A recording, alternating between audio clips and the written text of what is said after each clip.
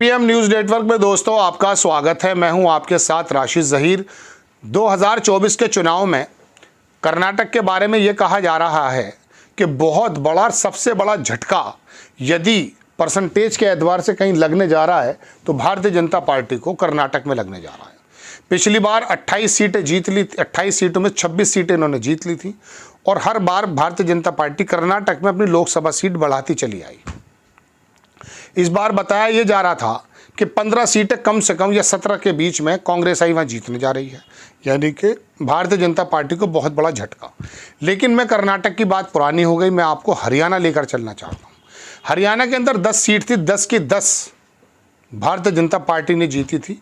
जानकार ये बता रहे हैं कि एक सीट को छोड़ दी जाए तो 9 सीटें भारतीय जनता पार्टी हारने जा रही है।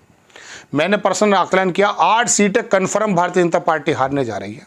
इसका मतलब ये हुआ कि हरियाणा इस बार भारतीय जनता पार्टी को प्रतिशत के एतबार से कि कितनी प्रतिशत सीटें जीतेगी तो 90% का घाटा वहाँ होने जा रहा है, 80% का घाटा वहाँ होने जा रहा है।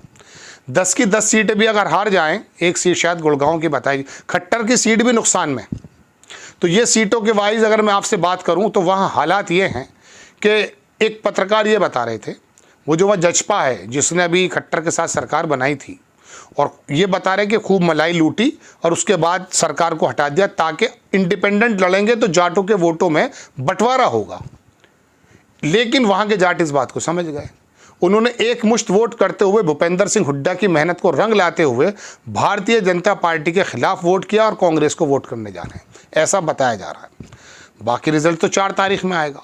मैं आपको एक बात और बता देता हूं कि भारतीय जनता पार्टी पूर्वी उत्तर प्रदेश में आप आ जाइए, यादव पर मेहनत नहीं करेगी, गैर यादव खड़े कर देती है। हरियाणा में जाटों के साथ गैर जाट खड़े कर देती। नायब सिंह सैनी वहाँ पे बना भी दिए उन्होंने।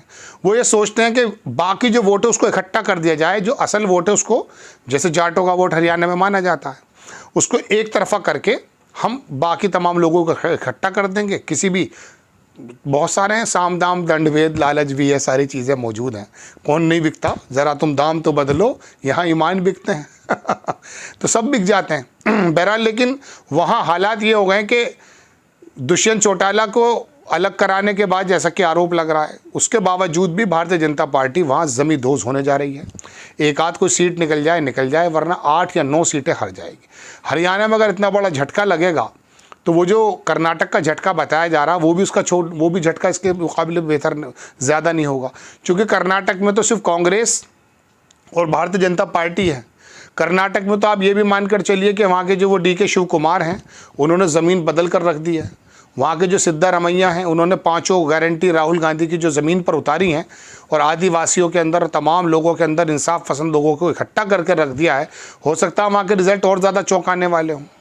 महाराष्ट्र के अंदर भी आप ये कह सकते हैं, चलिए अलग अलग। लेकिन हरियाणा के अंदर तो बेसिकली कांग्रेस के भी कोई ऐसा, मैं कह सकता हूँ, 1-2 नेता को छोड़कर नेता नहीं है। हालांकि भूपेंद्र सिंह हुड्डा वहाँ के DK शिव कुमार माने जाते हैं, सुरजेवाला हैं, वहाँ शैलजा हैं, लड़ रही हैं चुनाव।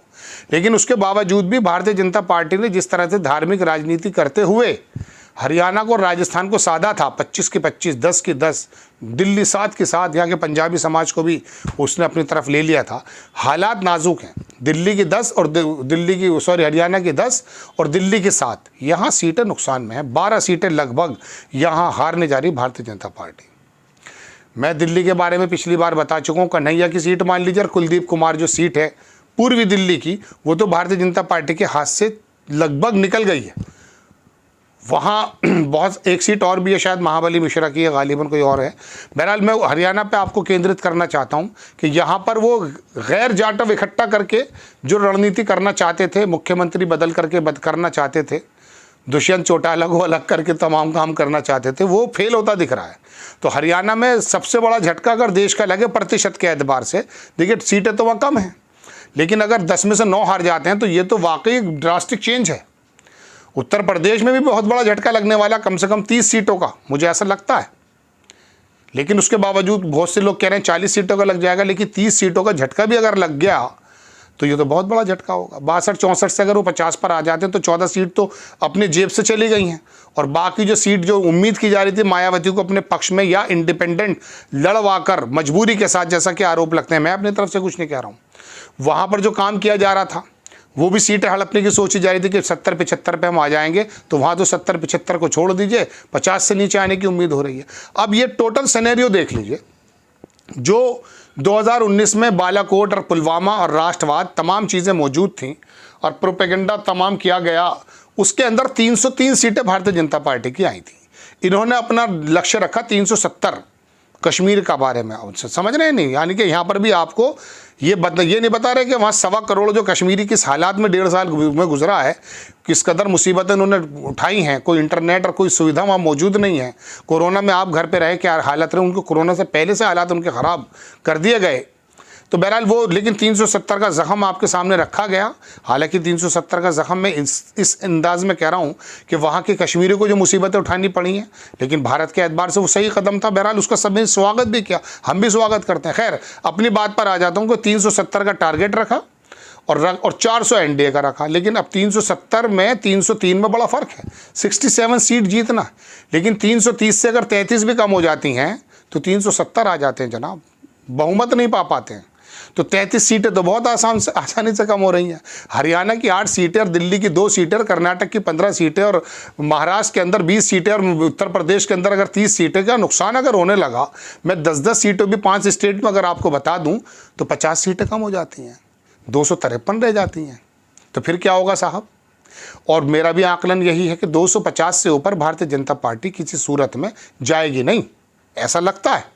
और अगर हवा, जैसे बताते हैं, हवा चल गई तो 200 भी आ सकते हैं, लेकिन कितना भी ज़्यादा आप अच्छा एज देने के बाद काम करें तो ये 250 से ऊपर जाने को तैयार नहीं है। ये बात दीगर है कि बाद में फिर ख़रीदो फरोख्त और राष्ट्रपति का रोल भी बढ़ जाता है, कुछ और हो जाता है, काम अलग हो जाते हैं।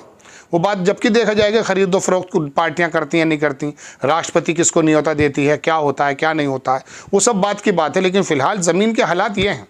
तो हरियाणा के बारे में दोस्तों अर्ज़ करने आया था कि बहुत बड़ा नुकसान है, और सीट वाइज अगर मैं आपसे कहूं तो वहाँ पर जो कैंडिडेट्स लड़ रहे हैं वो कई हज़ार नहीं, कई लाख पर शायद जीतने वाले हैं। और वहाँ भारतीय जनता पार्टी के जो खिलाफ हैं, पहलवान हैं, किसान हैं, क्या क्या हालात उन्होंने देखा है आपने। और वहाँ जाट जो समुदाय है उसमें कितनी नफ़रत भर चुकी है। इसी को धार्मिक बना करके तो ये चुनाव जीते जा रहे थे, लेकिन अब धीरे धीरे चेहरे से पर्दे हटते जा रहे हैं। तो अब ये धीरे धीरे जो 303 को 370 कर रहे थे, अब तो 272 का आंकड़ा नहीं पकड़ पा रहे हैं, 250 को आंकड़ा नहीं पकड़ पा रहे हैं, ऐसा जानकार बता रहे हैं। उन जानकारों में भी बड़े गतिरोध हैं। लेकिन ओरिजिनल बात यह है कि आप 10-12 सीट अगर उत्तर प्रदेश में कम मानते हैं, और 10-15 सीट आप कर्नाटक में कम मानते हैं, और 10-15 सीट आप महाराष्ट्र में कम मानते हैं, 10-12 सीट अगर बिहार में कम मानते हैं, और 5-7 सीट आप जो है 8-10-7 सीट आप जो है राजस्थान में कम मानते हैं, तो ये तो 40-50 सीटें तो ये हो जाती हैं जो उंगलियों पर हैं।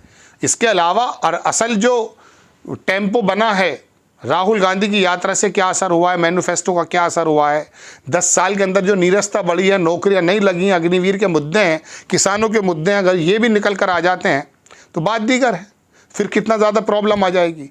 लेकिन अगर बहरहाल हिंदू मुस्लिम तो हुआ नहीं है, धार्मिक पशु फिर भी बने रहे हैं लोग, पाकिस्तान का और राहुल गांधी की जो है इस तरह का डर दिखाया गया और फिर आ गए, तो वो बात अलग है। आपको खबर कैसी लगी अपनी राय कमेंट्स बॉक्स में ज़रूर दीजिए। चैनल को सब्सक्राइब कीजिए, शेयर कीजिए। नेक्स्ट टाइम भी किसी खबर के साथ हाजिर हो जाता हूँ। जय हिंद।